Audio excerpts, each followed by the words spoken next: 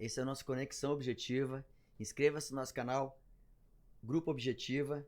Sigam nossas redes sociais, Objetivo Imóvel, @Objetivo Imóvel, @Objetivo Condomínios. Esse Conexão, ele foi criado já logo que começou a pandemia, e a gente deu uma formatada nele e trouxe, até então era Objetiva Cast, Objetivando, e a gente tem uma repaginada tratando ele como Conexão Objetiva. Por que conexão?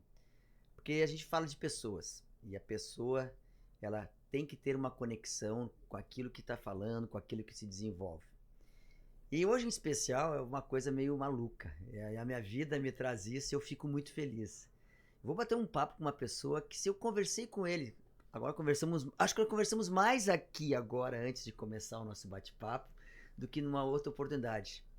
Mas que no instante que a gente falou, a gente criou uma liga, né? Uma conexão, tão legal, né?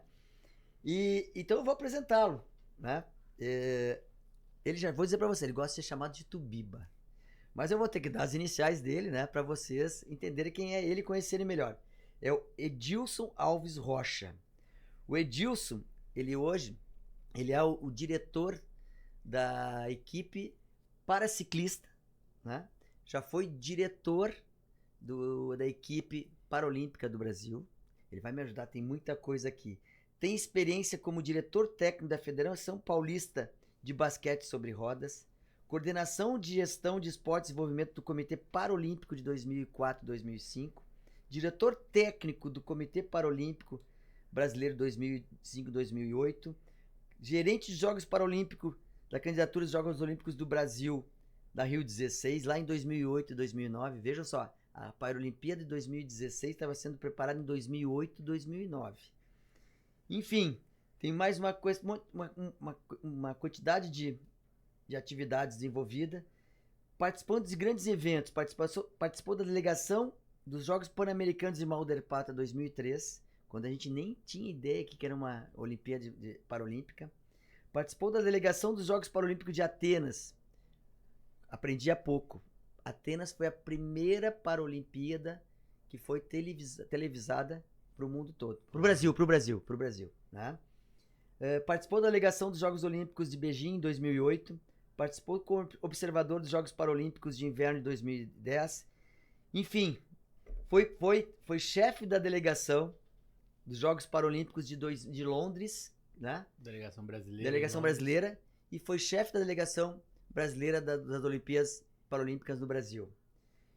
Atualmente, o que mais? Vamos lá, Tubiba, me ajuda. Eu acho que não tem muito mais o que falar, que tem tanta coisa aqui, né, Tubiba? Esse é o nosso amigo e o nosso Tubiba, e o nosso assunto hoje é esporte paralímpico ou esporte paralímpico. São duas expressões que eu conheci hoje. Então, Tubiba, seja muito bem-vindo. Mais uma vez, muito obrigado. Eu tenho certeza que vocês vão gostar muito dele. Ele é uma simpatia. E a gente vai trazer esse assunto porque é algo que é relevante. E tem muito assuntos pormenores que cativa cada vez mais, não só a questão de a gente ver um atleta que tem uma deformidade, mas tudo que trata desse assunto, que é a questão até mesmo de como começa o processo, daquele que ele tem uma lesão, até chegar ao ponto de se despertar como um desportista, motivação que vem. Então, Tubiba, seja muito bem-vindo, muito obrigado. Dá um alô aí pra galera, te apresenta um pouquinho, pode ser que eu deixe alguma coisa para trás e vamos em frente. Você me apresentou muito bem. A gente tem uma experiência em trabalhar com esporte, sobretudo com esporte para pessoas com deficiência, esporte paralímpico. Já estamos nisso há mais de 30 anos, então a gente aprende um pouquinho com os atletas. Minha experiência é na gestão, né? Eu trabalho para oportunizar aos atletas condições de apresentar o seu melhor, né? Então eu trabalho para que eles apresentem o melhor deles e inspirem o mundo com o que eles têm de mais fantástico, que é o resultado técnico. Então é isso que a gente faz. Legal, mas antes a gente entrar na parte da atividade em si, né? Vamos conhecer o Tubiba, né? Porque a gente tá falando em conexão, né? A gente falou rapidamente, mas me conta a tua trajetória de vida, onde é que tu identificasse com esse tipo de atividade, né? Cara, eu sou um cara do esporte, né? Eu comecei muito cedo, eu fui atleta, né? Fui jogador de futebol de salão. Tá, mas tu é natural da onde? Eu quero saber lá. eu- Dona Maria Conceição. Dona Maria Conceição, quem mais? E o seu Valdomiro Rocha. Então vamos lá. Então, meu pai trabalhou na construção de 2 usinas hidrelétricas, Ilha Opa. Solteira e Jupiá, no interior de São Paulo. Então, meu pai foi para trabalhar na construção da usina, primeiro de Jupiá, aí acabou a construção da usina e ele foi transferido para a usina de Ilha Solteira. E Ilha Solteira era uma cidade que era para construir, foi planejada, era para construir a usina hidrelétrica e depois ela deveria se desmanchar. Mas muitos dos funcionários que saíram da construção de uma usina e foi para outra se aposentaram, porque já eram 2 Sim. usinas, e falaram, não vou sair daqui, essa cidade é maravilhosa. Foi planejada, construída e não foram embora. Então foram se aposentando muitos deles, virou aí a cidade que era para ser desmontada. Temporária, acabou que virou uma cidade, se emancipou, hoje é uma cidade muito bem estruturada, tem uma faculdade de engenharia fantástica que foi construída em função, inclusive, da usina hidrelétrica, da Unesp, é a segunda melhor faculdade de engenharia do Brasil, só perde ali para a Politécnica da USP. Então virou e é uma cidade muito rica, porque tem uma usina hidrelétrica lá, é a maior do estado, né? Uma das maiores do Brasil, são 21 turbinas trabalhando, gerando energia, né? Bacana. Então, só o que rende de royalties para energia. Mas, enfim, então é uma cidade que, durante muito tempo, ela gerou tudo que você podia ter de bom para uma criança viver numa cidade pequena, são 22 Mas mil o teu habitantes. pai e tua mãe se conheceram nessa cidade? Eu Não. vou investigar. Não, eles já se conheceram, eles eram casados e minha mãe seguiu meu pai. Ah, daí tu nascesse lá com teus irmãos. Então, eu nem nasci lá porque meu pai foi para a construção da usina, da cidade, então a cidade não existia. Então, embora eles morassem lá, quando eu fui nascer, foi na cidade do lado, porque não tinha hospital ainda. Imagina, fizemos fazer uma cidade para construir algo. Então, não tinha hospital ainda. Então, eu nasci numa cidade do lado, que chama Castilho, que era a cidade mais próxima de Ilha Solteira, onde tinha a maternidade e o hospital. Então, eu nasci na cidade do lado, fui registrado lá e depois voltei para Ilha Solteira, onde foi. E aí foi onde eu cresci. E ali tu ficasse até quantos anos? Aí eu me mudei para São Paulo já depois de formado, quando eu vim trabalhar aqui já no meio do esporte, já como professor já. Isso, tu é graduado em Educação Física. Educação Física. Então tu fez a tua história nessa cidade que tu... Sim, como atleta e depois... Tu já gostava de esporte? Já. Eu era praticante de esporte, eu fui atleta, competi profissionalmente como atleta, aí depois saindo eu era um atleta mediano, não era um super atleta. Então você vai até onde dá, né? Ó, não dá mais, não vou viver disso, preciso trabalhar. Então na própria prefeitura de Ilha Solteira, eu fui ser professor das escolinhas de esportes que iniciavam lá. Mas sendo professor, eu percebi que eu tinha mais aptidão para organização do que para aula. Opa. Então ali dentro mesmo da prefeitura me realocaram para parte de administração, gestão. Aí eu comecei a fazer a gestão do ginásio de esportes, gestão das equipes esportivas, e aí quase secretário de esporte do município? Não cheguei a tanto. Não cheguei a tanto. Mas aí eu percebi que eu tinha mais aptidão ali para organização, então as competições eu que organizava, escrevia regulamento, preparava, tal. Aí eu percebi que eu tinha aptidão para isso. E ao mesmo tempo eu gostava muito das regras da organização. Então eu comecei a ajudar ali nas competições, eu fazia regulamento, aí faltava o árbitro, aí eu ia ajudar a apitar, eu ia fazer a súmula do jogo. E em 92 nós tivemos um árbitro famoso de basquete brasileiro. Aliás, o Brasil sempre teve os melhores árbitros de basquete no mundo, né? É mesmo? Sempre.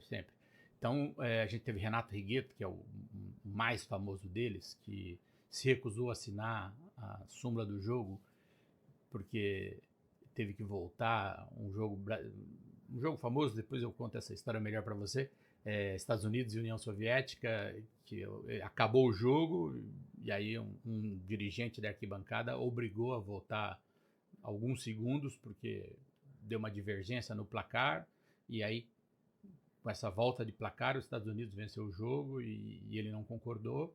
Aí falaram, você tem que assinar a súmula, senão o jogo não encerra. Ele falou, não, eu não vou assinar. Pede pro cara que mandou voltar, assinar a súmula. Tu vê só. Final de uma Olimpíada. Né? A personalidade dele, hein? Final de uma Olimpíada. E o nível dele, hein? Ele ficou famoso, ele é de Campinas, inclusive, daqui próximo. e durante muito tempo foi a maior referência de arbitragem de basquete do mundo. Então o Brasil sempre teve. E aí em 92 nós tivemos o Antônio Carlos Affini, que também é de Campinas, um outro árbitro, que apitou a final da Olimpíada de Barcelona, brasileiro que apitou a final da Olimpíada de Barcelona. E aí, assim que o Affini voltou de Barcelona, ele deu um curso para árbitros na região de Ilha Solteira e eu fiz esse curso. E aí virei árbitro de basquete. Ah, por isso que tem aqui a tua ligação com o basquete, que eu não cheguei a ler. Isso. Aí virei árbitro de basquete. Aí eu Aham. fui árbitro de basquete da Federação Paulista durante muito tempo, de 92 a 2004. E aí, durante esse... De que época? 92 a 2004. Então tu pegou os caras ainda. Apitei jogo dos caras. Ah, coisa boa. Apitei jogo dos caras, apitei jogo da Paula, da Hortência, Janete, A gente, Marcel. a gente fala tanto no Oscar, tu tem que contar a tua vida ainda, tá? A gente fala tanto do Oscar, mas tinha o Marcel, que era sensacional. Sim, Marcel, apitei Quem muito. mais que era aquela... Apitei jogo do Marcel como atleta e como técnico. Mais como técnico do que como atleta, mas apitei bastante jogo. Naquela época, quem era? Era Marcel, Oscar... Marcel, Oscar, Mauri, que era o irmão do Marcel. Mauri, Gerson, Gerson. Pipoca, Exatamente. Israel. Exatamente. Era o time forte da época. E aí tu foi saber... Então, aí eu, como árbitro de basquete, eu comecei a apitar basquete pelo estado inteiro. E durante uma competição que eu estava apitando o jogo de basquete, teve uma apresentação de basquetebol em cadeira de rodas. Tu lembra que ano que foi esse jogo? Acredito que 97 ou 98, mais ou menos. Foi um jogo de exibição, era um campeonato escolar que eu estava apitando, jogos juvenis, mais ou menos. Não era um torneio, era um jogo de exibição. Não, era um campeonato que eu estava apitando, e ao final de uma rodada, teve um jogo de exibição de basquetebol em cadeira de rodas. Tipo assim, abrir um espaço... Isso. Que os árbitros que apitaram, meus amigos, árbitros que eu já conhecia, e falaram, Tubiba, ajuda a gente aí, faz a súmula do jogo, que a gente não tem ninguém para ajudar a gente. Falei, com prazer, né? E aí, fiz a súmula do jogo, nunca tinha visto um jogo de basquete em cadeira de rodas, nunca tinha visto, nunca tinha assistido. Fiz o jogo inteiro, a súmula é igual exatamente, não muda nada, né? Fiz a súmula do jogo inteiro, e ao final do jogo, enquanto estou encerrando a súmula ali, as duas técnicas, coincidentemente eram duas mulheres, as técnicas das duas equipes, era o time do HC, do Hospital das Clínicas, contra o time do Águias da Cadeira de Roda. Aí as duas técnicas estavam conversando ali, bem na frente ali, porque elas precisavam assinar a súmula, enquanto eu estava finalizando a súmula, elas estavam conversando. E estavam se lamentando, porque elas tinham um campeonato marcado, era um campeonato paulista que ia acontecer num quartel em Campinas, e de repente mudou o general, que era o responsável pelo quartel, e falou, não vai fazer mais esse campeonato aqui, não vou mais disponibilizar. E eles não tinham mais onde fazer aquela competição, e estavam se lamentando, porque estava tudo pronto para fazer a competição. E eu ouvindo aquilo, eu já era administrador do ginásio de esportes de Ilha Solteira, da minha cidade. E o ginásio de esportes de Ilha Solteira era muito novo, era um ginásio muito grande, como eu te falei, é uma cidade muito rica, construiu um ginásio bacana. E o ginásio de Ilha Solteira tinha alojamentos, hospedagem, com cama, tudo bonitinho, que cabia até 120 pessoas. Oba, que legal. Aí, ouvindo isso, eu falei assim, mas por que vocês não vão fazer mais a competição? Porque a gente não tem onde fazer. Eu falei assim, mas eu posso ajudar vocês. Como? Eu falei, vocês querem fazer em Ilha Solteira? Onde fica isso? Aí eu falei, pô, Ilha Solteira, fica tal, assim. Ela falou assim, aí eu falei, o que vocês iam ter lá? Não, ele ia dar alimentação, tudo, ele ia dar hospedagem, alimentação, tudo pra gente. Falei, olha, eu posso dar a alimentação, a hospedagem e não, eles não iam dar alimentação, né? Eles iam pagar pela alimentação. Falei, eu posso dar hospedagem, alimentação, tudo que vocês precisam. O que vocês podem fazer? O que vocês iam gastar com alimentação lá, vocês pagam de transporte para chegar à Ilha Solteira. Transporte. Topa. E foram pra Ilha Solteira.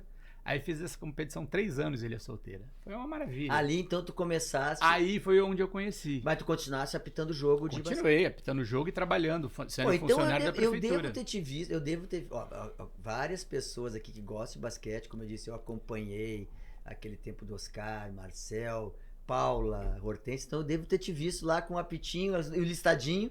Mas eu... ainda era... Era o listadinho. Não, era o cinza. Era o cinza. Era o cinza, não era o listadinho, já era o cinza. Mas eu optava pouco jogo de TV, eu não optava os jogos mais importantes. Entendi. Também não era um, Não, entendi. um árbitro. Entendi.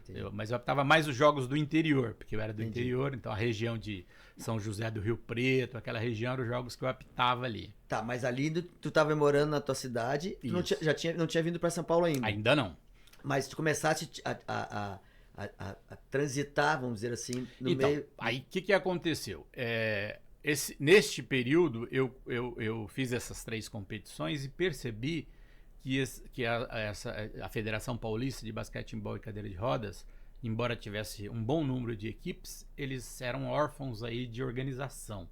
Eles ainda eram muito despreparados. Aí eu comecei a auxiliá-los. Gente, vocês precisam organizar esse negócio aqui, essa competição está muito bagunçada. Aí criei uma estrutura organizacional para eles, organizei a tabela de jogos de competição, tudo bonitinho. Eles falaram, caramba, melhorou bastante isso aqui. Eu falei, você não quer ser o nosso diretor técnico? Eu falei, quero, não tem problema nenhum, ajudo vocês. E neste meio tempo, Ilha Solteira, como eu te falei, ela não era emancipada. Então, um professor nosso, o antigo professor Zé Roberto Pavani Mendes, que era um professor amado e todos os bons alunos dele, os alunos que ele gostava e que ele admirava, ele botou na carreira do esporte. Então ele me botou nessa carreira do esporte. Então quando a primeira mandato da prefeitura, quando emancipou, ele foi nomeado secretário de esportes e nomeou todas as pessoas que ele queria que trabalhasse com ele. Só que passaram-se 4 anos de trabalho, o Tribunal de Contas do Estado falou, olha, já se passou 4 anos, agora vocês precisam resolver a vida aí, abrir concurso público e não pode mais ninguém sem concurso público trabalhar. Aí precisou abrir o concurso público, eu não era formado ainda e precisava... Sim, tem graduação. E o concurso era para professor, eu não era formado, então eu tinha que sair da prefeitura. Aí, infelizmente, tive que sair, até para me formar, mas aí não tinha mais concurso público. Aí nesse meio tempo me formei e aí o pessoal da federação vem para São Paulo trabalhar aqui. Aí eu vim para São Paulo trabalhar na federação. Mas na federação já ligada ao esporte aí era só basquete e cadeira de rodas. Mas não existia, digamos assim, uma visão de esporte paralímpico.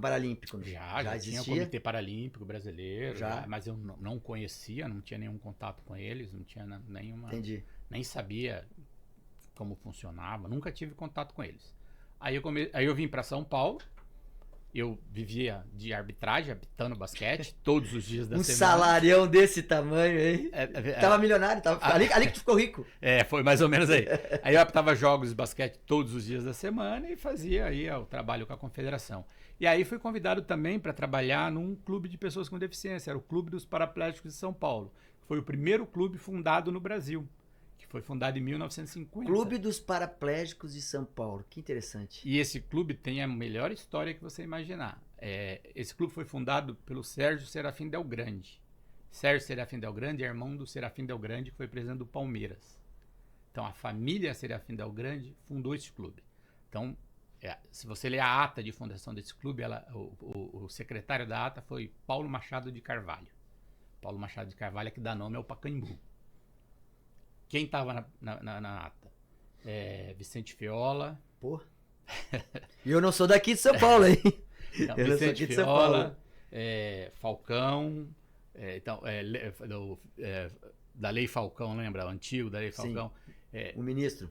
Isso. Como eles eram muito ligados ao futebol, à época, a primeira sede deste clube foi dentro da Federação Paulista, na antiga federação, na Brigadeiro. Cada clube de futebol da época doou uma cadeira de rodas e eles criaram ali o oásis da cadeira de roda. O Sérgio Del Grande, ele foi fazer a reabilitação dele nos Estados Unidos. E lá, ele era obrigado a escolher um esporte. Você não faz a reabilitação. Tá, calma, nós vamos chegar nisso. Cara, aqui eu tenho... pessoal, assim, ó, é encantador. É encantador. E o assunto, eu acho que nós ficava 3 dias falando, porque tem muita coisa, né? Por isso que eu só tenho... Vamos encerrar. Então, ali, então...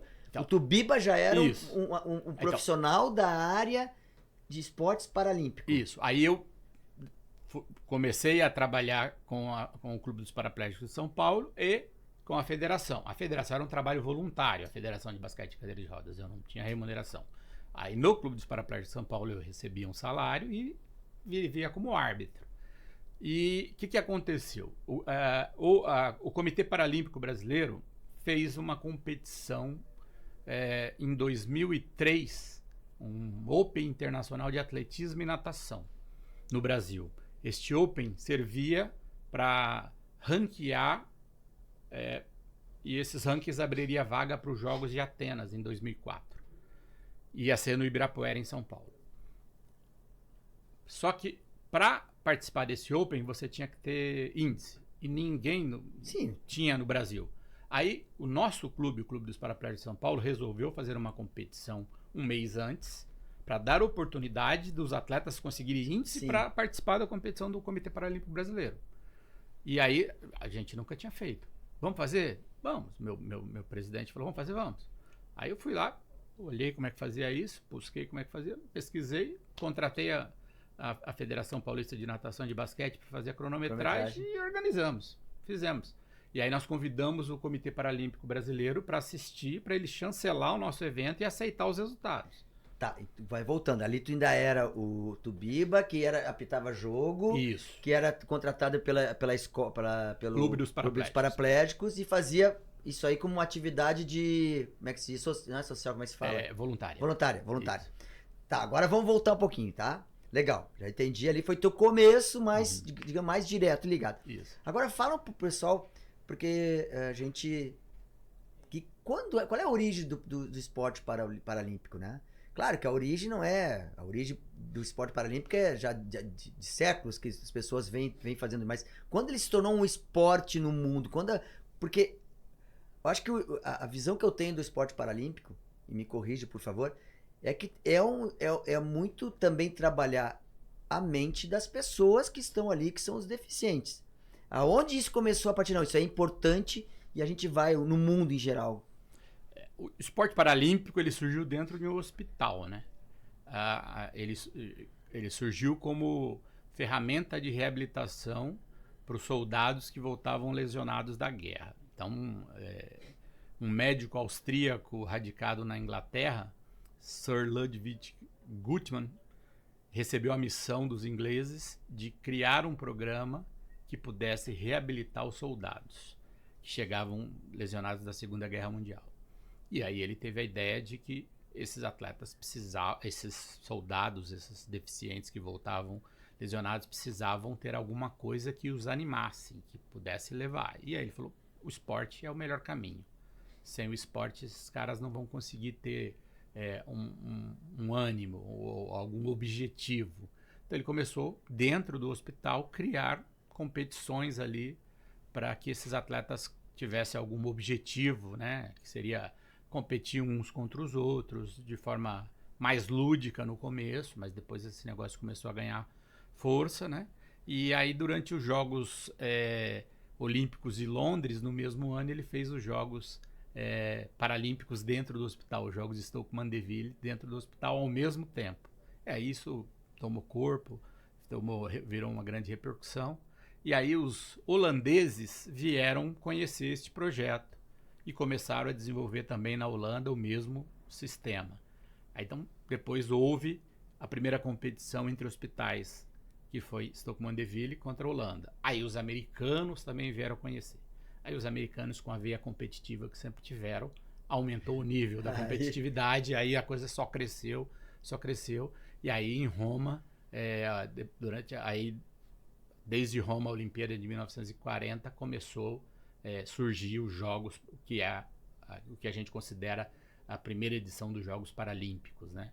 Então, desde então, a cada 4 anos, no mesmo ano de Jogos, tem Olimpíada e Paralimpíada. Não era obrigatório acontecer, mas tinha um acordo aí de cavalheiros. Em 2 oportunidades, a cidade que recebeu a Olimpíada não quis fazer a Paralimpíada. Ah, é verdade? Não quis, mas aconteceu, né? Los Angeles não teve, mas Nova York recebeu uma parte dos jogos e Stoke Mandeville recebeu outra parte para garantir que a competição fosse realizada no mesmo ano. Curiosidade, sabe por quê? Não, simplesmente não tinha obrigatoriedade, o comitê organizador simplesmente... É antipático, né? Pode ser, mas pode ser Desculpa, custo. eu acho, tá? Pode ser custo, pode ser... Não, mas eu várias. acho, mas tudo bem. E aí, depois, durante muito tempo, tinha questão de custo, né? Então, os jogos eles eram realizados na mesma cidade por outro comitê organizador. E aí, depois, com a criação do Comitê Paralímpico, o Comitê Paralímpico foi se aproximando do Comitê Olímpico, aí foram criando-se as parcerias, foram assinando-se acordos. Aí, nos Jogos de Seul, em Me 86, lembro. criou-se o primeiro acordo firme e fechado que passou a ser obrigatório. Todos os jogos, toda a Olimpíada, obrigatoriamente teria que ter uma Qual foi o ano Paralimpíada. mesmo? Qual ano? 86. 86. Então, depois de toda a Olimpíada, obrigatoriamente ia ter que ter uma Paralimpíada. Ainda não era o mesmo comitê organizador. Aí, em Atenas, 2004, criou-se outro acordo que o mesmo comitê organizador deveria organizar os dois jogos. Aí, agora tem um outro acordo, que também foi logo depois, a partir de Pequim, a candidatura. O país que quer se candidatar para os Jogos tem que colocar na candidatura um capítulo dos Jogos Paralímpicos. Então, o capítulo 13 do dossiê de candidatura, ele é específico dos Jogos Paralímpicos. Então, já na candidatura, você tem que dizer quais são os seus planos para os Jogos Paralímpicos. Então, faz parte da sua campanha. Então, hoje, muitos países usam os Jogos Paralímpicos como uma ferramenta de campanha, né? Que é a contrapartida social, a mudança de percepção da sociedade. Alguns países mudam a estrutura da cidade mesmo. Uma cidade que... Londres... Tem que adaptar toda, né? Mas Londres não era uma cidade preparada para pessoa com deficiência. Era uma cidade muito velha, muito antiga. E eles mudaram completamente para receber. Hoje é uma cidade 100% adaptada. Eu achei legal, porque quando eu fui um que, de certa forma, foi aqui, eu critiquei Los Angeles, né? Mas achei muito interessante nesse segundo tratado, que a partir do momento que tu faz a vinculação da obrigatoriedade, é a questão do patrocínio, né? Sim. Porque agora eu tô falando, é muita infraestrutura, é muito investimento. E para isso tem que ter um patrocínio mesmo que venha. E aí vem através do quê? Da intenção de provocar ao público o interesse. Porque, como tu falaste, a nossa primeira participação em Olimpíada Paralímpica foi em 2004. Não. A gente já participa há muito tempo. A primeira vez que no Brasil teve uma televisionamento. Perfeito, desculpe, perfeito. A gente participa desde 1940. E qual é isso? E qual é os primeiros esportes que nós participávamos? Tu lembra? Sabe dizer essa? A gente ganhou medalha em bocha já, na primeira, 1940, mas atletismo e natação são as mais antigas que a gente participa, né? Mas tiro com arco, a gente participa, foram das primeiras, mas atletismo e natação são as primeiras que a gente participa. Bom, a gente já recém está começando. Esse aqui é o nosso Conexão Objetiva. Vai lá, inscreva-se no nosso canal, Grupo Objetiva. Sigam nossas redes sociais, @Objetivo Imóvel e @Objetivo Condomínio. Eu tô aqui com o nome dele não sei, mas vou dizer. Edilson da Rocha, o Tubiba. Uma pessoa que transita e conhece muito o esporte paralímpico. A gente está batendo um papo muito legal, ele vai trazer muito conhecimento, vai trazer essas questões relacionadas com toda a parte emocional, toda a parte do desenvolvimento do atleta, para a gente debater aqui. E aí, Tubiba, eu vou entrar nessa área agora, tá?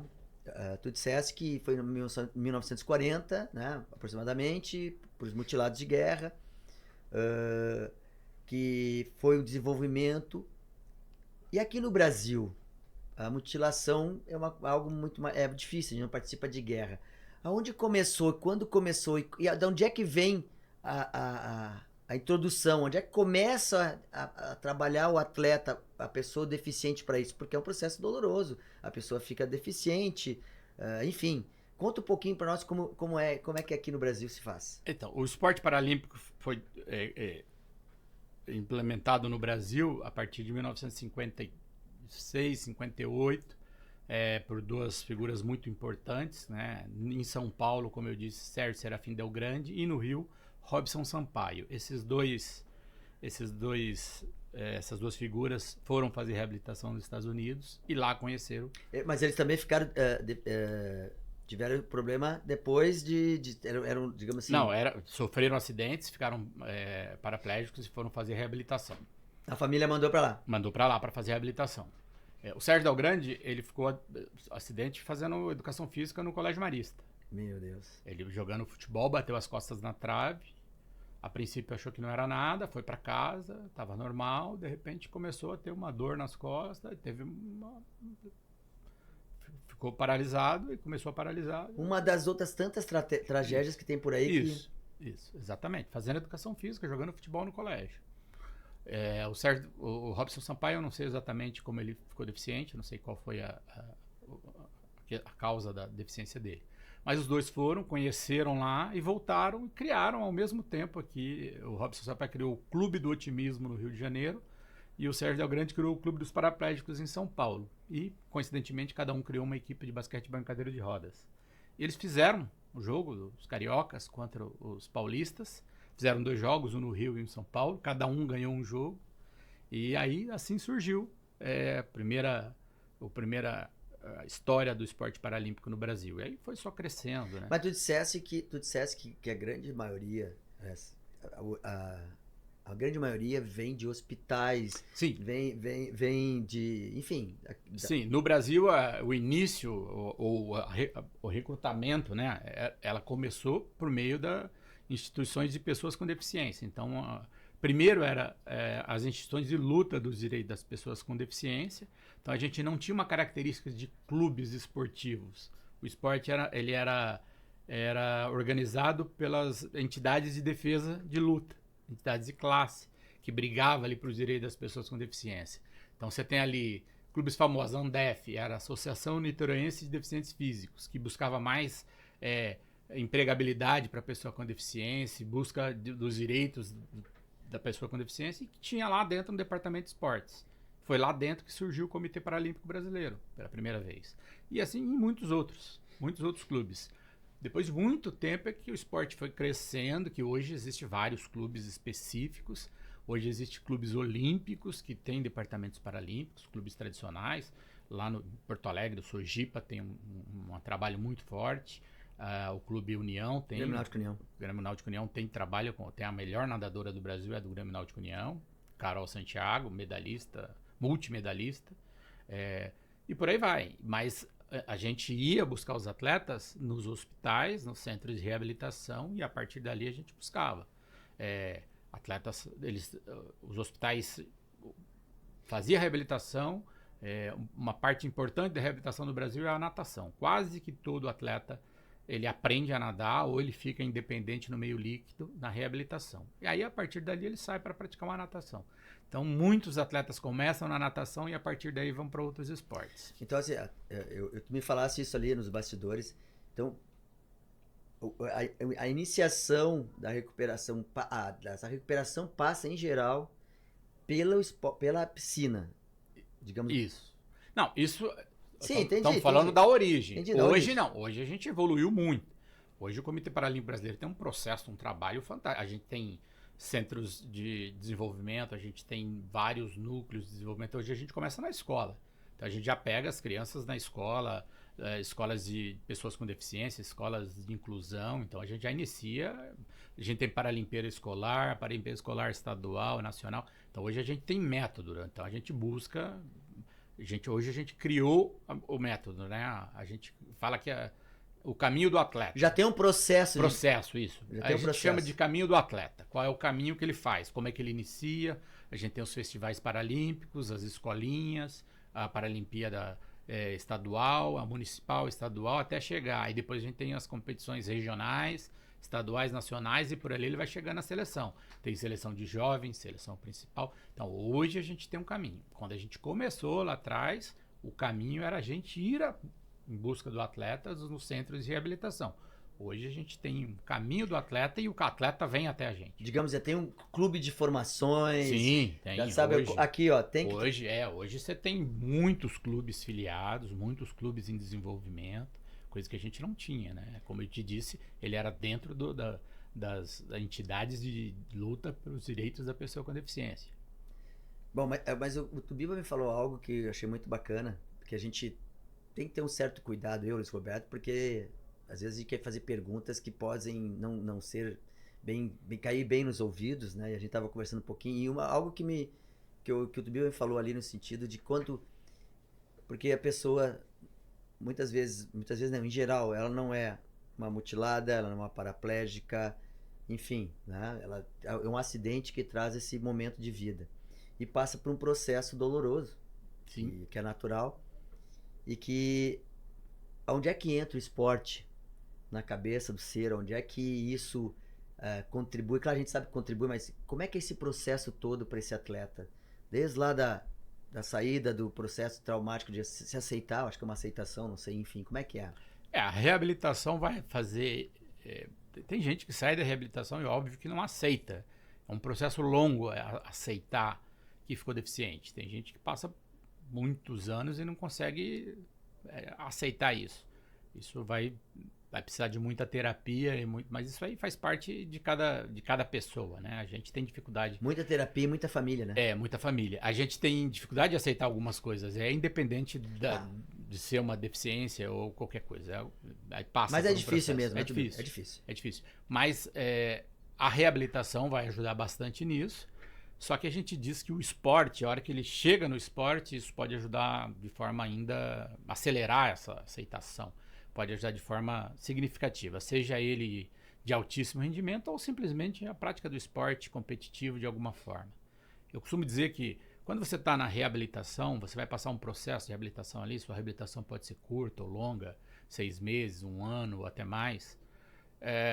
E ao longo da reabilitação você vai vivendo vários processos, né? Vencendo os desafios, conseguindo chegar ali no momento que você vai fazer a sua transferência para a cadeira de roda sozinho, vai fazer a transferência para a cadeira de banho, ou para entrar no carro e sair sozinho, sem ajuda de ninguém, vai conseguir ir para a sua cama e sair da sua cama. Tudo isso são desafios que você vai pegando, né? E tudo isso leva tempo. Você vai nesse processo. É uma construção. É uma construção. E nessa construção, ao longo desse tempo, você vai no centro de reabilitação todos os dias, ou você está internado, aí ele vai te contar, isso vai relembrar o seu acidente inteiro, aí você vai se comparar com o que aconteceu, isso tudo vai te remoer por dentro, porque você ainda está no processo de reabilitação, isso ainda vai te fazer muito mal.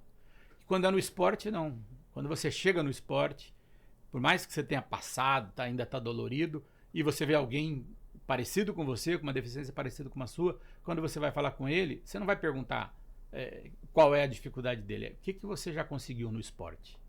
Eu já consegui conhecer 10 países, eu já consegui competir, eu já consegui ganhar medalha, eu já conheço o Brasil inteiro competindo, eu já pedalo 100 quilômetros, eu já nado. Sim. Tudo. Então, você compara vitórias, conquistas, e não desgraças, ou não mazelas, coisas ruins que aconteceram, ou coisas que me trazem lembranças ruins, entendeu? Aí o esporte é a mudança, né? A gente costuma brincar, já te falei ali, tem pessoas, atletas nossos, que falam assim, graças a Deus que eu fiquei deficiente, né? Aspas, né? E eu te falei um exemplo, a gente tem uma atleta que era boia fria, que ia sofrer um acidente no caminhão de boia fria, indo pro trabalho, perdeu uma perna, que ela fala, se eu não tivesse perdido a minha perna, eu tava lá até hoje. Hoje eu conheço o mundo inteiro, comprei uma casa para minha mãe, tenho a minha casa, tenho o meu salário, já fui a 3 Paralimpíadas, conheço mais de 20 países, graças a eu ter perdido a perna. São visões que para as pessoas que são normais, não sei se é a palavra normais, que não passam por esse tipo de processo na vida, não veem, né? Que é aquilo que a gente fala de uma desgraça pode virar algo positivo. Claro que ninguém deseja que uma pessoa tenha um problema desses, né? Mas, Tubiba, vou falar agora um pouquinho... Nós vamos falar de Olimpíadas, tá? Da experiência em Londres e aqui no Brasil, mas vamos falar hoje algo que também me chamou a atenção, que o Tubiba hoje é diretor da Paraciclismo, né? Que é responsável pela equipe de paraciclismo do Brasil. E ele contou algumas questões para mim que eu achei emocionante e ao mesmo tempo impactante, porque a gente não para um pouquinho e se colocar nessa visão desse negócio, né? A gente vê o atleta paralímpico lá dentro na bicicleta, pedalando, e vai ver o resultado. Parece mentira, mas a gente vê muito mais o resultado do que toda aquela construção de chegar até ali. E aí nós falando, Eu queria que tu contasse como é, né? Como é que desde da seleção do atleta, do investimento que tem que ter para fazer um atleta paralímpico de ciclismo, de tudo que compõe esse esporte para O ciclismo é uma das modalidades mais difíceis de você desenvolver, né? Vou dar um exemplo aqui para você. Um atleta no ciclismo, às vezes ele usa até 3 bicicletas para competir. Ele precisa de uma bicicleta para as provas de pista, uma para as provas de contrarrelógio, uma para as provas de estrada, resistência. Então são 3 bicicletas diferentes. E na pista, além da bicicleta, ele precisa trocar de roda de acordo com o tipo de prova. Então, ele precisa de roda fechada para as provas de velocidade, rodas meio fechada e meio aberta para as provas de meio fundo e por aí vai. Então, o custo disso é muito alto. Então, você começa aí de uma bicicleta que ela sai de 30 mil, com todos esses componentes que eu te falei de roda, ela chega a 150 mil. Tá, antes de continuar, quantos atletas paralímpicos nós temos ciclistas hoje? Praticando no Brasil, nós temos um pouco mais de 200 atletas. A seleção brasileira, nós embarcamos agora no próximo sábado, dia 23, para o Campeonato Mundial, com 19 atletas. 32 pessoas na delegação, 19 atletas. Mas a gente tem praticando hoje, o último campeonato brasileiro, entre Campeonato Brasileiro e Copa do Brasil, 250 atletas praticam. Então, dentro da realidade, é um esporte elitista, digamos assim, para atleta paralímpico. Acaba sendo, porque a bike speed ela é mais fácil de você ter acesso, porque você tem várias marcas que chegam no Brasil, né? Já tem fábricas no Brasil, marcas nacionais, né? Então você tem algumas marcas nacionais e tem muitas marcas tops internacionais que tem importadores que você encontra lá no Brasil, várias lojas. Agora você vai para as Tandem, que é a bicicleta dupla para cego. Não existe nenhum fabricante no Brasil. Existem fabricantes no Brasil, mas bikes que estão iniciando, começou, então não tem nenhuma de elite. Por exemplo, não existe um fabricante de bike de carbono para tandem no Brasil. Então, você já não consegue ter o nível dos atletas internacionais, você não tem ninguém que fabrica uma bike de carbono no Brasil. Handbike, a bike de mão, não tem nenhum fabricante no Brasil. Triciclo, a bike para PC, não tem nenhum fabricante no Brasil. O que é PC? Porque às vezes é familiar para ti. O PC é o paralisado cerebral. Então, o ciclismo você divide em algumas classes, então são tipos de bikes. Então, você tem a classe C, que é a cycling, que usa a bike speed comum com alguma adaptação. Por exemplo, o cara que é amputado vai ter uma adaptação para prender o coto ali, alguma coisa. Então, eles usam a bike convencional, que é a cycling, a bike speed. O handbike, que são os lesados medulares ou amputados bilaterais, eles vão usar a bike que você pedala com a mão. Pode ser pedalando deitado, para quem tem lesão medular, ou pedalando ajoelhado, para quem tem amputação bilateral ou alguma sequela de poli, que consegue pedalar usando o controle de tronco para ajudar na pedalada. Aí os paralisados cerebrais ou alguém que tenha tido alguma lesão, que tenha tido algum TCE, que tem alguma lesão que cause perda de equilíbrio, aí ele precisa das 2 rodas traseiras, é um triciclo. Sim. Que vai ajudar ele no equilíbrio. Então ele precisa do triciclo. E o cego ou deficiente visual, que precisa do auxílio de um piloto. Então é uma bike dupla. O piloto é um atleta convencional que vai na frente pilotando para ele e ele vai atrás. Os dois pedalam, os dois precisam fazer força, mas o cego vai atrás e o piloto vai na frente. Então é uma dupla que pedala, os dois precisam pedalar forte. Tu comentaste, dentro daquilo que nós falamos de mostrar para o público, para as pessoas que vão nos assistir, o que é esse esporte de ciclismo, que tem casos que são tetraplégicos que estão pedalando, é isso, né? Isso. E que na velocidade eles estão muito perto da pista e o calor faz com que... Conta pro pessoal isso que eu tô falando. O tetraplégico, ele não tem termorregulação, né? Quando tá frio, tá muito frio. Quando tá quente, tá muito quente. Ele não transpira, né? Então, o que acontece? E quando tá muito quente, ele tá deitado ali muito perto do calor.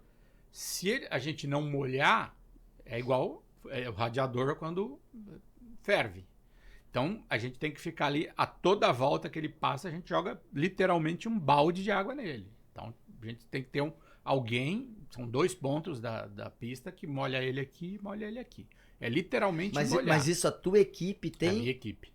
Não é o Não, cada equipe organizador, tem... não é que nem que o cara dá o copinho na maratona para tomar. Não. Cada nação tem a tua equipe que se prepara e tem na regra da competição, tem os pontos específicos para você fazer isso. Legal. Então chama Green Zone, que Doideira. você tem a zona específica ali, é uma zona de 1 quilômetro, naquele espaço ali você pode molhar, tá? E tem dos 2 lados da pista, 1 quilômetro. E aí você precisa se preocupar com isso, né? Porque o seu atleta, se você não fizer isso, muito provavelmente ele não termina a prova. Eu tô abordando esse assunto porque a gente acha que... Claro, não é que a gente acha. É uma visão que é só o deslocamento, que é só aquela questão de estar ali, chegar ali. É muito mais do que isso. Mas tem algo também em relação a vários esportes, mas quando se trata de tetraplégicos, de paraplégicos, que tu falasse para mim também, que chega a ser emocionante, é do embarque. A logística. A logística. A gente prepara uma viagem já com muita antecedência e você tem que pensar num todo, né? Então, quando a gente faz uma viagem intercontinental, sobretudo que tem que fazer uma conexão, geralmente a conexão são nos aeroportos grandes, né? Ou é Frankfurt. Aquele de Frankfurt lá deve ser um horror. É um horror. Ou é Frankfurt, ou é Paris. Também que é outro horror. Ou é Londres. Também é outro horror. São aeroportos gigantescos. Então, você não pode pensar numa conexão de menos de 6 horas. Porque a gente tem, por exemplo, nessa delegação que a gente está indo agora, a gente tem 8 cadeirantes. Para desembarcar 8 cadeirantes, não vai menos que 50 minutos. Porque cada cadeirante demora de 8 a 10 minutos ali de desembarque. Nós já somos os últimos a serem desembarcados. Então, um avião que mais de 200 pessoas, que são esses aviões intercontinentais, já demora, depois que desce todo mundo, começa a desembarcar os cadeirantes. Então, cada cadeirante, é um por vez, cada cadeirante, até passar a cadeirinha, vai lá, 8 minutos, aí outro, 8 minutos, 8 minutos. Então, a gente chegou, desceu o último cadeirante, aí que a gente vai para fazer a imigração, controle de passaporte. Então, quer dizer, se eu faço uma conexão comum, como todo mundo faz, 1h30, 2 horas, acabou, você já não chega no outro voo. Então... Não, e olha só, para quem não está acostumado a fazer essas viagens internacionais, que o Tubita está falando aqui que no aeroporto de Frankfurt, Londres, enfim, tu tem que pegar um trem para se deslocar de um terminal para outro. Então, exatamente. São empurrando 8 cadeiras de roda ou 10 cadeiras de roda, enfim. Eu já tive que sentar na porta do avião e segurar para não fechar, porque não estava chegando os nossos cadeirantes. Não, a gente precisa fechar, o voo não pode atrasar. Falei, pode, mas não vai sair aqui não, porque os nossos cadeirantes estão chegando aí. Que doideira. E eles estão atrasados porque a sua companhia aérea demorou para tirar eles do avião lá. Não, mas a gente não pode atrasar o voo. Falei, mas eu também não posso deixar eles para trás. Pessoal, a gente está falando isso aqui não é para criar compaixão, é para mostrar uma realidade. Uma realidade de pessoas, como o Tubiba falou antes. Pessoas que deixam de ver a sua questão pessoal com o objetivo de crescimento e desenvolvimento através do esporte. Basicamente isso. Exato.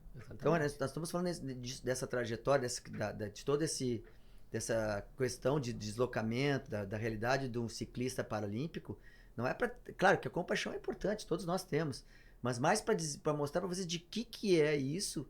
E que hoje, eu falo, e não estou considerando questões políticas, da importância do poder público, e quando é o poder público eu falo federal, né, até estadual, municipal, de fazer um incentivo a esse tipo de atleta. Né? Mas enfim. Então agora vamos ser um pouquinho do ciclista, paraciclista, vou ter que guardar essa palavra, paraciclista. Vamos falar também agora da tua participação nas Olimpíadas de Londres como chefe de delegação, na Olimpíada do Rio de Janeiro, que aí tu tá trabalhando com quantos atletas? Quantos atletas era a nossa equipe? A do Rio foi a maior delegação que a gente já teve, até por ser no Brasil, né? Londres, a gente estava com uma delegação de 476 pessoas. Puxa inteira, não atletas. Sim, claro, tem o staff, né? Isso, staff, tudo, 476 pessoas. No Rio, a gente estava com mais de 600 pessoas. E aí a gente tem, no Rio, como o Brasil era sede, a gente tinha todas as modalidades classificadas. Já para Londres, não, você precisa qualificar. Tem os tempos. Você precisa qualificar. E aí a gente não qualificou lá basquete, rugby, alguns esportes a gente não qualificou. Agora no Rio não, a gente tinha todas, no masculino e no feminino. Antes de tu me responder a pergunta de Londres e falar das Olimpíadas do Rio também, quantos esportes paralímpicos tem? São os mesmos esportes? Claro, não pode ser os mesmos, mas quantas categorias são? São 22 esportes no programa de verão e 6 no programa de inverno. Ano que vem tem Jogos Paralímpicos de Inverno, Milão Cortina, são 6 modalidades. E no de verão são 22 esportes. Tem um único esporte no programa paralímpico que não tem o correspondente no esporte olímpico. É uma modalidade que só existe no paralímpico, que é o goalball. Ela foi criada para cegos. Sim, que eles ficam deitados, né? Isso, é o gol, aquele gol grandão, gigante, com 3 atletas, gol de 9 metros, com a bola 1 metro de altura. E essa é um esporte só para cegos e deficientes visuais. Ela é o único esporte que não tem correspondente no esporte olímpico. Todas as outras têm uma modalidade correspondente. E o Brasil ganhou, acho que já medalha nesse gol. Já. O Brasil ganhou medalha de ouro. Porque eu me lembro que eu estava acompanhando e uma torcida, sim, né? Sim. Mas assim, tu tá falando que era 400, em Londres, 460? 480 pessoas na delegação. Como é que é coordenar? Porque já é difícil, né? Na minha visão... Então, uma missão começa muito antes, né? A gente fez a aclimatação para os Jogos em Manchester. Então, 4 anos antes, eu ia a Manchester uma vez a cada 6 meses negociar com o hotel, com a cidade, com as instalações esportivas que eu ia usar. Para Manchester, por exemplo, eu levei 2 chefes de cozinha, uma nutricionista, a gente fechou um hotel inteiro. Aí, neste hotel, a primeira coisa que eu fiz, eu botei a Globo Internacional, porque os caras iam ficar 15 dias para assistir uma TV, ter um conforto. Sim. Aí o hotel disponibilizou toda a equipe de cozinha dele para auxiliar os nossos chefes de cozinha. Aí negociei lá em Manchester, como tem muitos jogadores de futebol brasileiro que jogam lá no Manchester City, Manchester United, e tem uma churrascaria brasileira que tem duas unidades, se chama Bem Brasil Grande. Nós ficamos amigos, tanto que a gente foi lá. E aí a gente negociou com eles forneceram o que a gente precisava, que a gente não conseguia levar do Brasil. Então, queijo Minas, doce de leite, pão de queijo, polpa de fruta. Aquele detalhe brasileiro que não pode faltar. A farinha, tudo que a gente precisava, o arroz, tudo veio dessa churrascaria. Eles providenciaram, a gente conseguiu garantir lá. Então eu ia preparar, né? Então uma missão brasileira, por exemplo, eu como era chefe de missão, então você tem reuniões periódicas com o comitê organizador. Exatamente 1 ano antes da abertura você tem o seminário de chefe de missões. Então, todos os chefes de missões do mundo, são 165 países, 162 países que participaram, eles vão para essa reunião de chefe de missões. E lá, eles são 3 a 4 dias de reuniões que eles passam tudo que vai ter nos jogos, como vai funcionar. Então, passa lá, ponto a ponto. Como é que vai funcionar o transporte, o que você tem direito, o que você não tem direito. O transporte é feito pela organização. Tudo pela organização. Vai lá, vou passar no Hotel dos Brasileiros da hora. É uma vila, né? É vila. Sai tá tudo certo, da vila. Perdão, Sai tudo da certo, vila. Então, tá certo. dentro da vila você tem o transporte mall, você Perfeito. tem a... Sim, tá certo. E aí funciona assim, por exemplo, de acordo com o tamanho da sua delegação, você tem a quantidade de benefícios. Então, o Brasil, 480... não é pela delegação, é pelo atleta. O Brasil tinha 260, 250 atletas. Para este número de atletas, você tem direito a 10 carros. Então, além do transporte para toda a delegação lá, eu tinha 10 carros dedicados que eram meus, como motorista. Sim.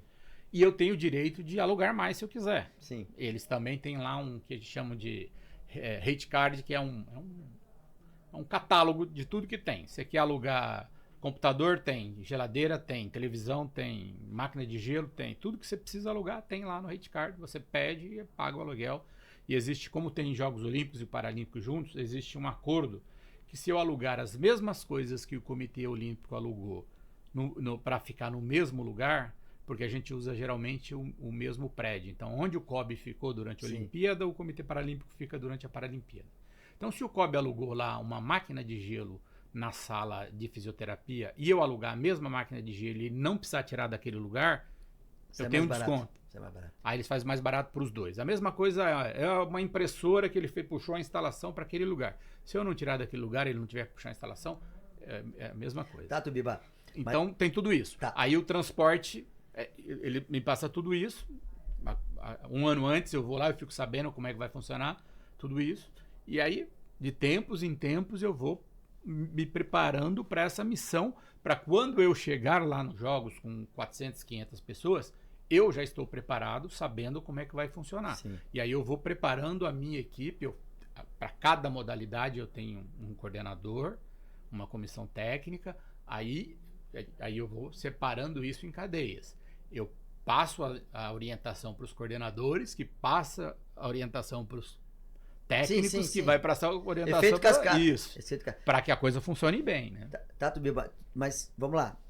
Já é difícil, né? Eu imagino, o COB organizar tudo, cuidar de cada atleta, o seu detalhe, horário de saída. Mas no Paralímpico deve ser muito mais difícil.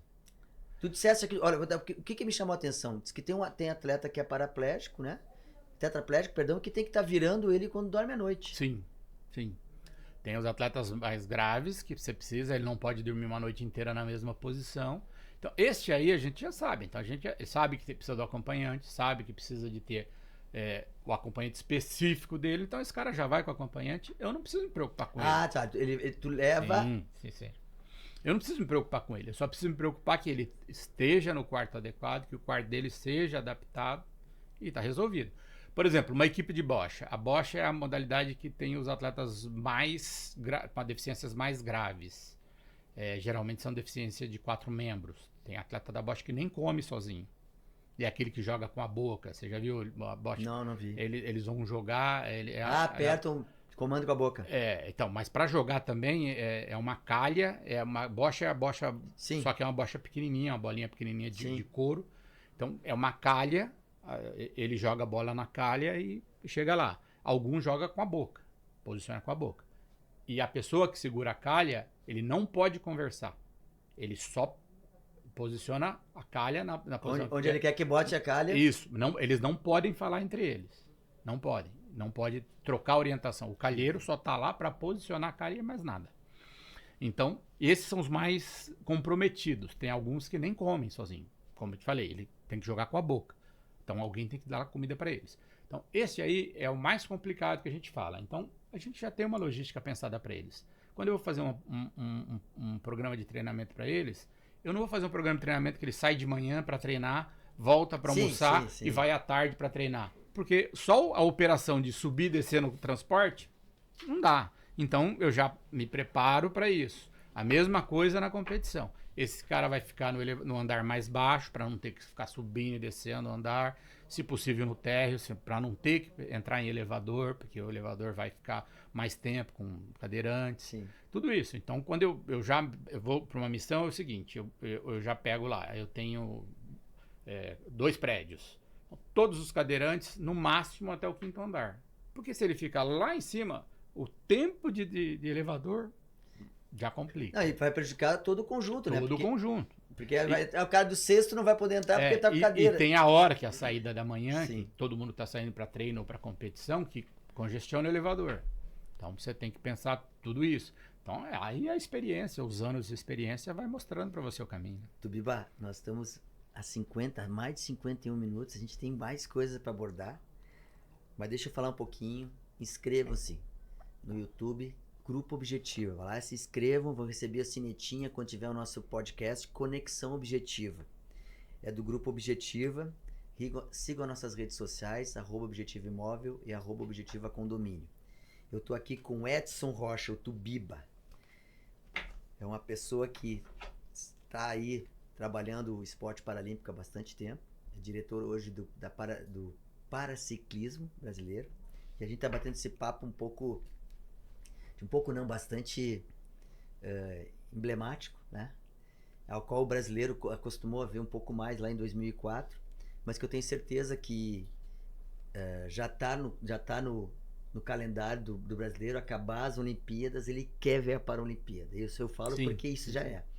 Mas tudo bem, Tu tá com 260 atletas lá em Londres, como chefe da delegação, 480 membros, pessoas, né? Aí tu vem pro Rio de Janeiro. Pá, meu amigo, tu me desculpe, não foi a mesma coisa, hein? Não. Não foi a mesma coisa. Porque aí nós estamos em casa, aumenta o número de pessoas, aí é parente. Conta um pouquinho como é que foi. Então, a gente precisa blindar. Só um pouquinho. Pra quem não lembra, eu recebi, tem uma foto do Biba correndo com a Pira, né? Onde é que foi aquela foto? Na frente do Teatro Municipal. Eu dei a sorte. Porque eu fui uma das pessoas que conduziu a tocha durante os Jogos Olímpicos e Paralímpicos. Então eu estava conduzindo a tocha. É um percurso muito pequeno, cada um que conduz a tocha por 200 metros.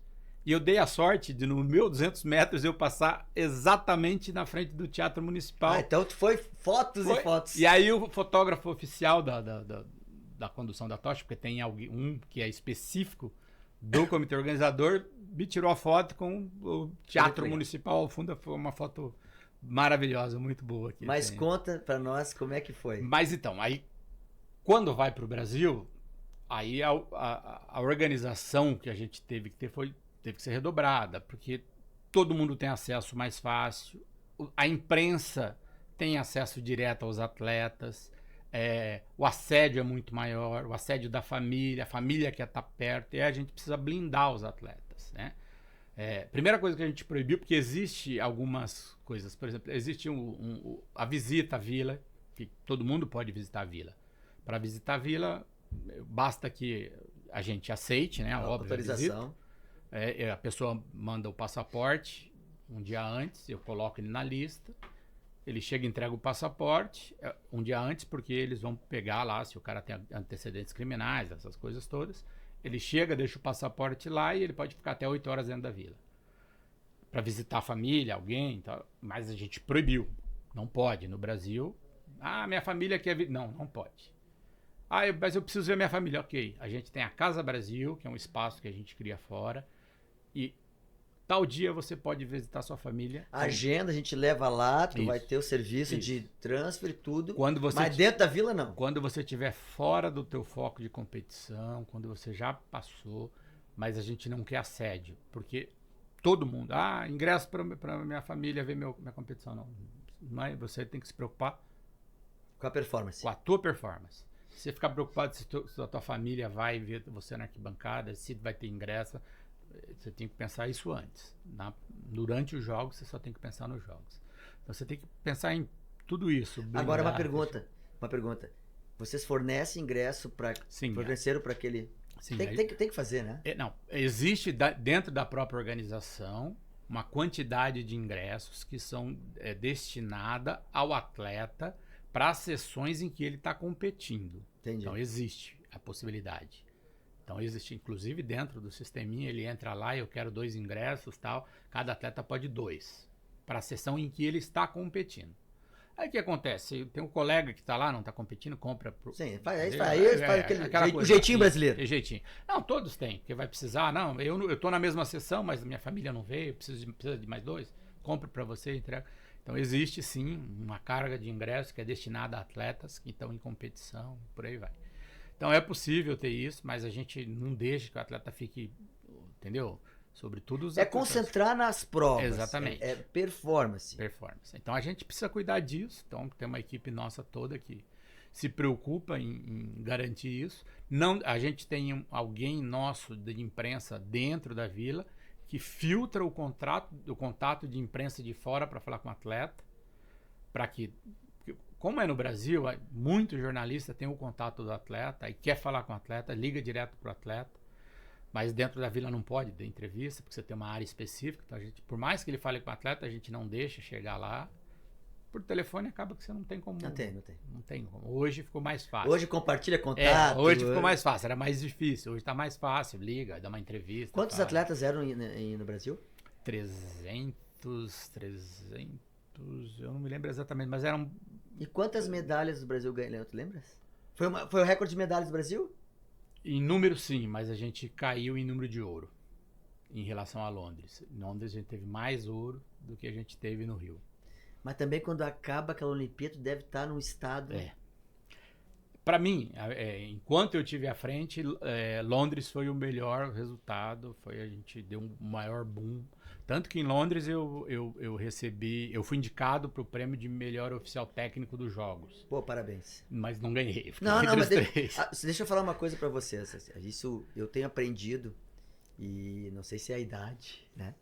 Mas o brasileiro tem uma visão de ganhar, de ser campeão. Mas quantas delegações tinham? 162. Tu sabe que é uma deferência dessa, dentro de 162, tu concorrer.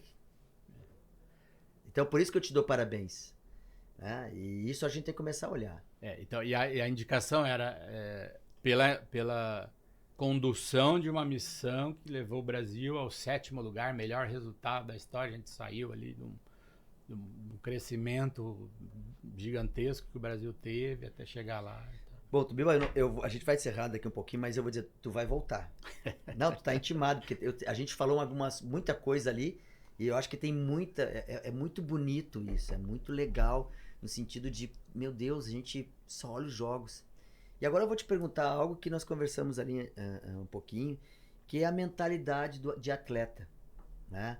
Vamos lá, a gente tá falando em esporte paralímpico, mas quando é que começou a se construir dentro da política, não sei se é a política de governo que a gente vai falar, mas de investimento para ter uma carreira de atleta paralímpico, porque para ser um atleta paralímpico, do ciclismo a gente sabe que tem que ter uma capacidade financeira, de repente até autonomia de família, mas em geral, né, são pessoas que dependem daquilo, vão depender daquilo financeiramente, não?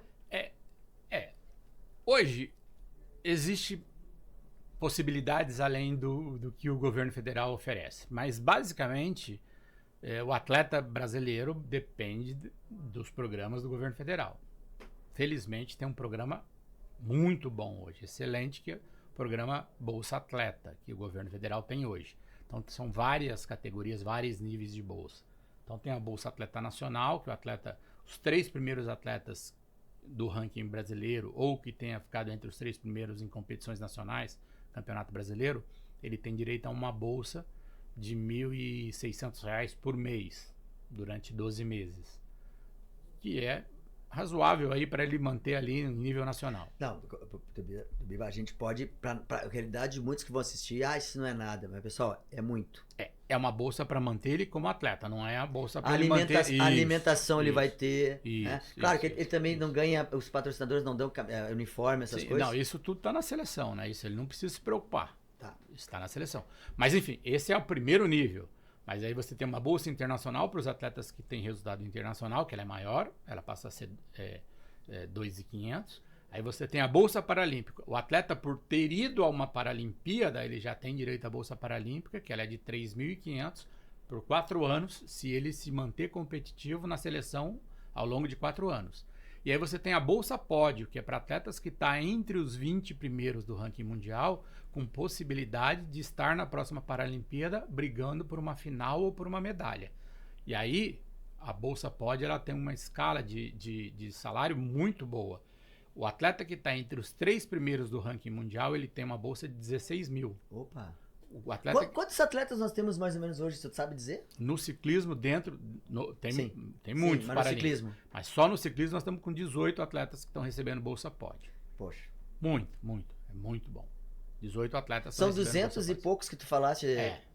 Nós estamos falando de quase 10%. Isso, que é o Bolsa top, Pódio, o top. Top. Mas desses 200, muitos estão no Bolsa Atleta, recebendo aí a Bolsa Atleta. Pelo menos 80 deles recebem. E no esporte paralímpico como um todo, são muitos. Eu posso falar para você que no Bolsa Pódio nós temos fácil 250 atletas. Tu vê. E alguns que a gente tem que entender assim, a gente está falando daquilo que vem, como ele disse, durante 4 anos ele vai estar performando, vai estar entregando, vai participando de competições. Não estamos falando de eventuais patrocínios diretos. Então, estou dizendo, mas depois que a gente começou a ter a visibilidade, como a gente falou, em 2004, foi a primeira vez que a gente apareceu na TV direto, com o Sport TV transmitindo. Depois disso, a gente não saiu mais. Em 2004, como eu falei, o Comitê Paralímpico comprou os direitos de transmissão e distribuiu gratuitamente para todas as emissoras. Já em Pequim, 4 anos depois, a Globo comprou. Não precisou mais a gente comprar. E desde então a Globo compra todos os anos o direito de transmissão.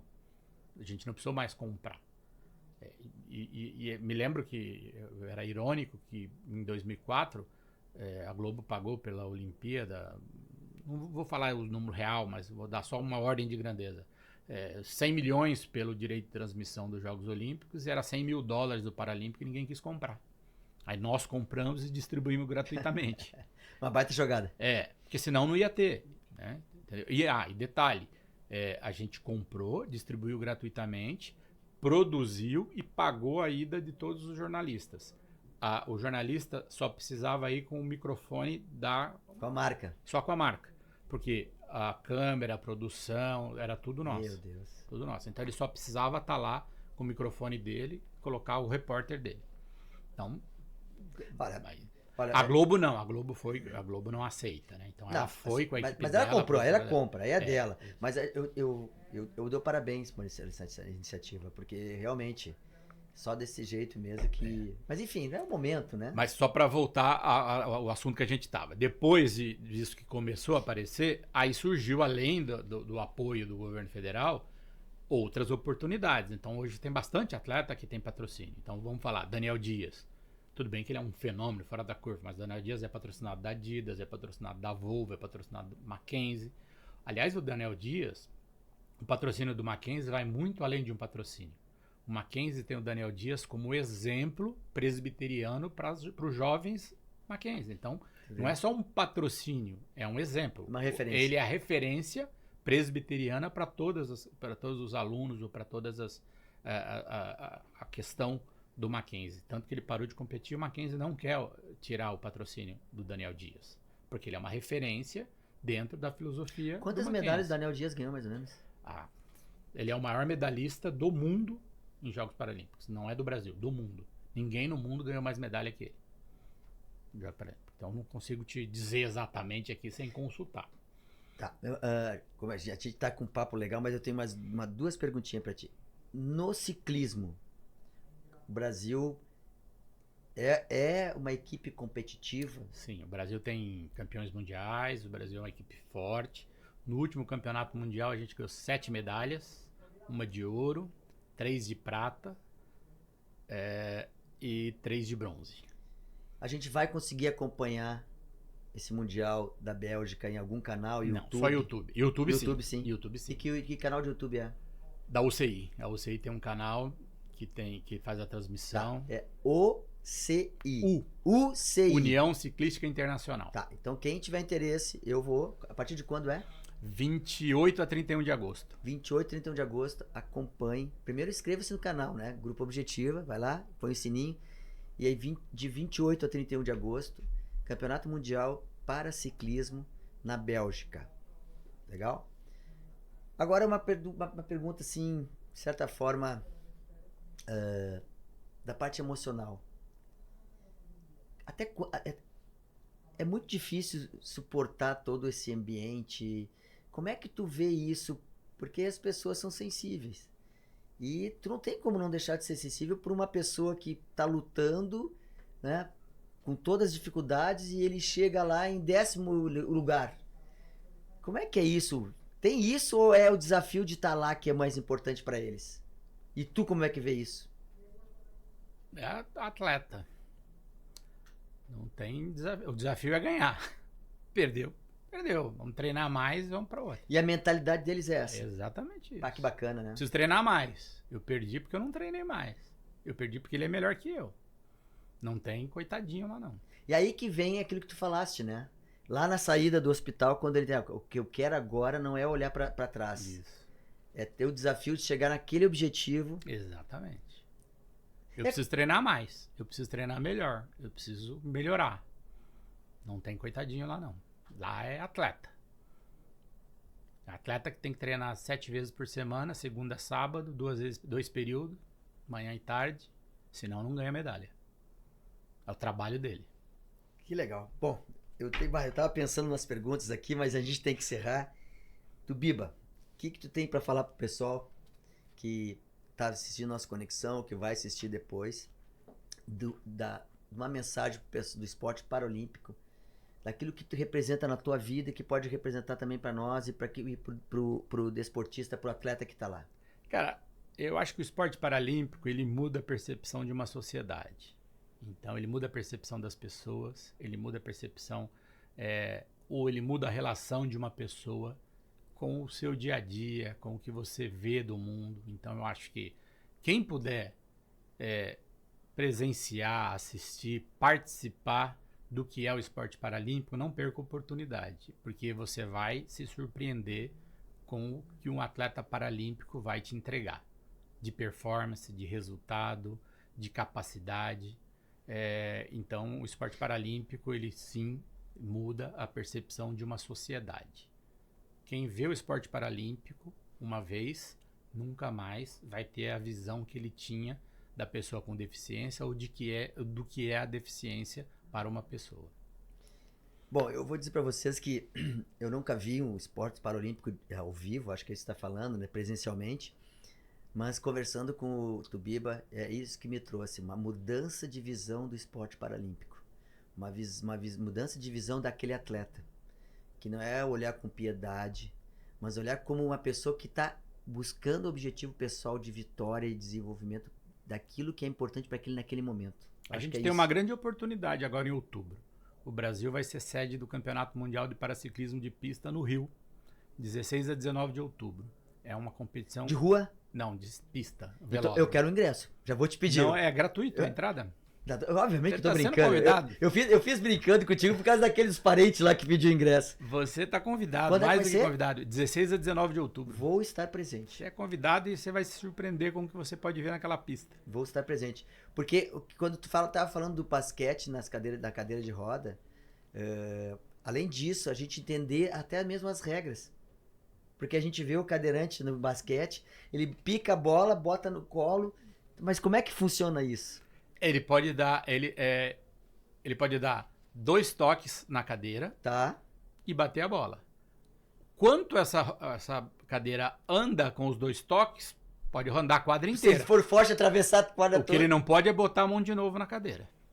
Aí tem que picar a bola. Aí tem que picar a bola. Agora, se 2 toques fizer ele chegar lá do outro lado, sem ninguém encostar nele, ok. São 2 toques na cadeira e bateu a bola. Agora, se ele deu 2 toques e botou a bola aqui e ela andar a quadra inteira, e ninguém marcar. Vocês viram como eu tenho que convidar o Tubiba de novo? Tem muita coisa para contar para nós. Tubiba, eu quero agradecer a vocês por disponibilizar esse tempo. Como eu disse para vocês, antes daqui foram 15 minutos. É ou não é? Mas o esporte paralímpico é assim, com pouco Não, tempo não. a gente consegue fazer as pessoas... O esporte paralímpico são pessoas. É a conexão que nós criamos em 15 isso é bom. minutos. Bom. E eu disse, cara, tu vai fazer um com conexão objetiva. Tá aqui ele, tá entregue. Pela metade, porque eu quero mais um. Vamos voltar. E eu vou no dia 28. Tu me lembra, por favor? Claro, dia 28, com certeza. UCI, né? O canal do YouTube da UCI. Assistiu o Mundial. Nós vamos estar 6 horas atrás ou 5? 5. 5, né? Bélgica, lugar muito bonito, muito bonito. É. E aí em outubro eu vou ver pessoalmente no Rio. Tá convidado. Pessoal, muito obrigado a todos. É a nossa Conexão Objetiva, estamos encerrando hoje. Um abraço e até o próximo episódio.